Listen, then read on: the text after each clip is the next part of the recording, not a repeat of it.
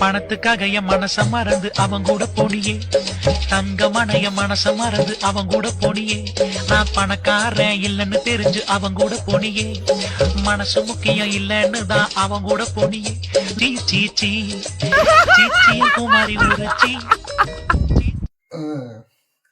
Sorry, அந்த வீடியோவில்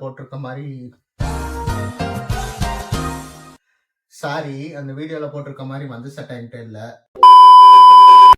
ஒரு காலத்தில் எப்படி இருந்த YouTube mic set Sriramu Erumasaani ரிசிபிடியாலாம் அப்படியே யூடியூப்குள்ளே போனாலே அவ்வளோ ஹோல்சமாக இருக்கும்டா. இப்போ யூடியூப்குள்ளே போனாலே ஏதோ மீன் மார்க்கெட்டுக்குள்ளே போன மாதிரி இவன் அவன் கூட சண்டை போடுறது, அவன் கூட சண்டை போடுறது. யூடியூப் வராது.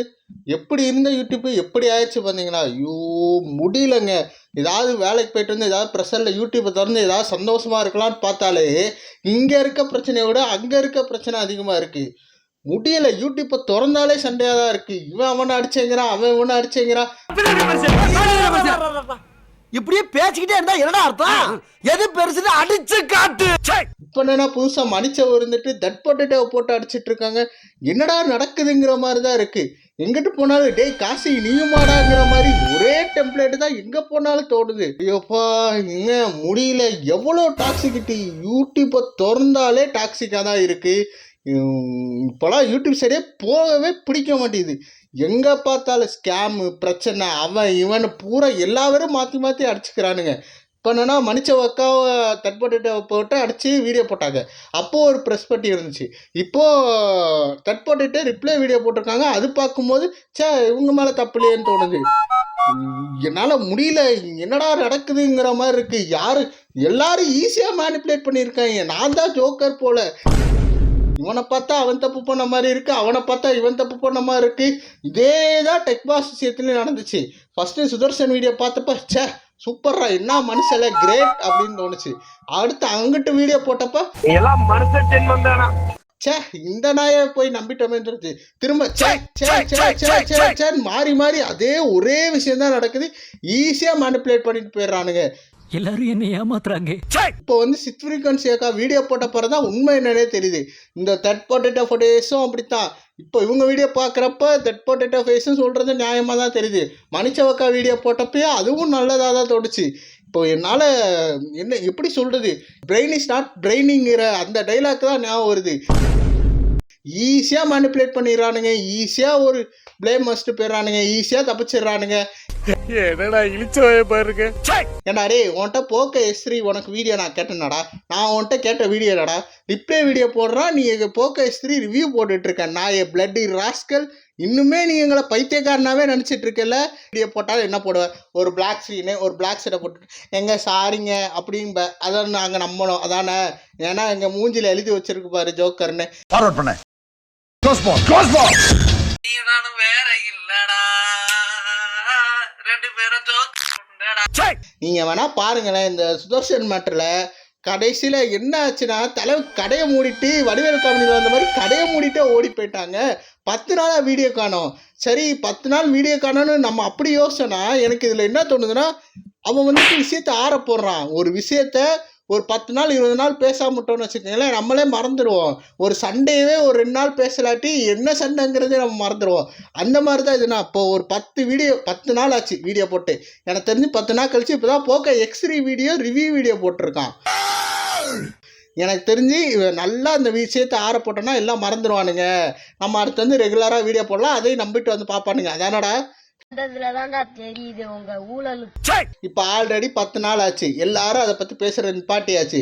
சரிங்களா? இன்னும் ஒரு 2 நாள் கழிச்சு வந்து எங்க இல்லைங்க அது வேறங்க இது வேறங்க அது இப்படி இது இப்படின்னு வந்துட்டு ஏதாவது சொல்லுவோம். அது வேற வாயி, இது நாரவாயி.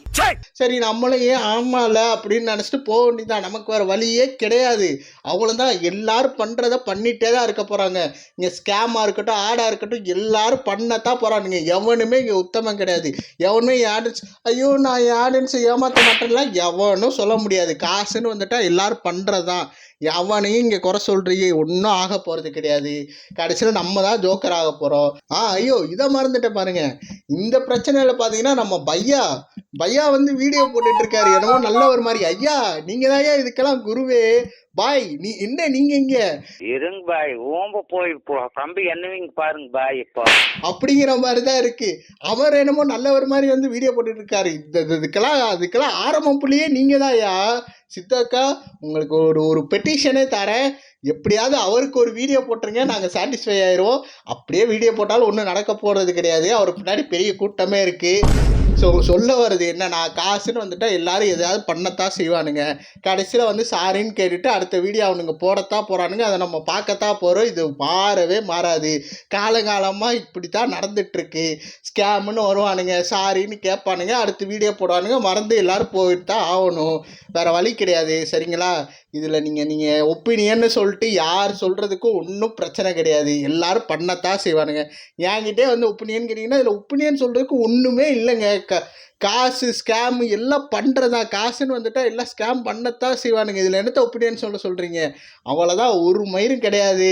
இப்போ விட்டுட்டு எல்லோரும் போய் உங்கள் பொழப்ப பாருங்கள். அதுதான் நான் என்ன கேட்டால் உங்களுக்கு கொடுக்குற பெஸ்ட் அட்வைஸ்.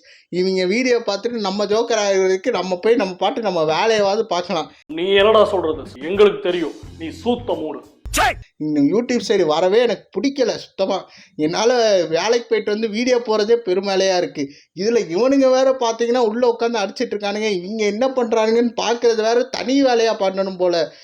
ஐயோப்பா முடியலடா. ஒரு வருஷத்துக்கு முன்னாடி டெய்லர் அக்கா வீடியோ போட்டேன். கரெக்டாக அந்த பிப்ரவரி மந்த் ஸ்டார்டிங்கில் தான் எனக்கு தெரிஞ்ச ஒரு லாங் வீடியோ எனக்கு இந்த சேனலில் போட்டேன்னு நினைக்கிறேன். இப்போ அதுக்கப்புறமும் திரும்பவும் ஒரு கான்ட்ரவர்சி பற்றி ஒரு வீடியோ. ஆனால் என்னால் இப்போ அந்த வீடியோலாம் பண்ண மாதிரி யார் மேலே தப்பு, யார் என்ன பண்ணால் இது அப்படியா அது இப்படியா அப்படின்னு கேட்குற அளவுக்கு என்கிட்ட தெம்புலடா. என்னை விட்டுருங்கடா. எப்பா முடியலடா. ஆல்ரெடி 2025 ஆரம்பிச்சு இன்னும் ஒரு மாதம் கூட ஆகலை. சிறப்பாக வச்சு செய்கிறீங்கடா. முடிச்சு விட்டீங்க போங்க தான். அதெல்லாம் ஜம்மனு விளக்கு வச்சு விட்டு போயிட்டு போ. ரொம்ப நாள் கழிச்சு இந்த சேனலில் ரேண்ட் வீடியோ போடுறேன்னு நினைக்கிறேன். என்ன இந்த வீடியோவில் என்ன பேசியிருக்கேன், என்ன கண்டென்ட், என்ன கான்டெஸ்ட்டுன்னு ஒரு மயிரும் புரியல. உங்களுக்கு இவ்வளோ தூரம் வீடியோ பார்த்துட்டு வந்திருந்தீங்கன்னா உங்களுக்கு ஏதாவது புரிஞ்சால் கீழே கமெண்டில் போடுங்க. இன்னொரு ஒரு உருப்படியான வீடியோவில் பார்க்கலாம். பாய். வாங்க, ஒன்றும் சொல்கிறதுக்கு இல்லை, போய் தொலைங்க. தினக்கென